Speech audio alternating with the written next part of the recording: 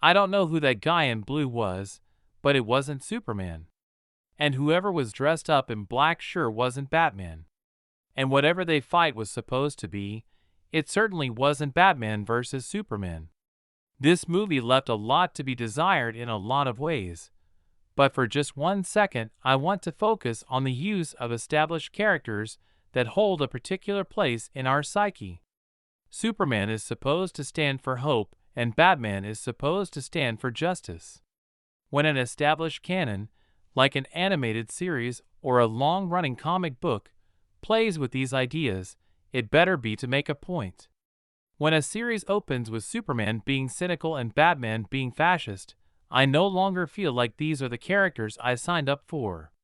If this movie had been named Ultraman vs.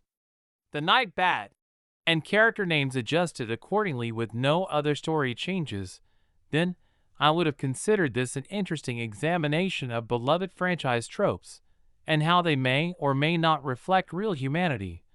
But I wasn't signing up for that under the given title. That's why this movie failed me. With that said, there is another aspect of Batman vs. Superman that does interest me that this movie doesn't explore. Batman represents a lot of things, but among them Bruce Wayne is mostly just a guy in a bulletproof vest that has honed his entirely human skills to a point of perfection. Superman is an alien that was handed indestructibility and flight just for having good genetics. There is a kind of battle between them in our culture over the souls of mankind. Would we rather worship and adore those that work hard and gain strength, or those that are headed power by virtue if where they're born and who their parents are? To this, mankind has spoken.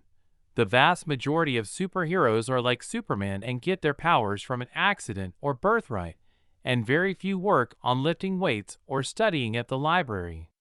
There are certainly exceptions, and there are mitigated examples of superheroes that straddle the gap and have both the benefit of cosmic accident and doubled efforts.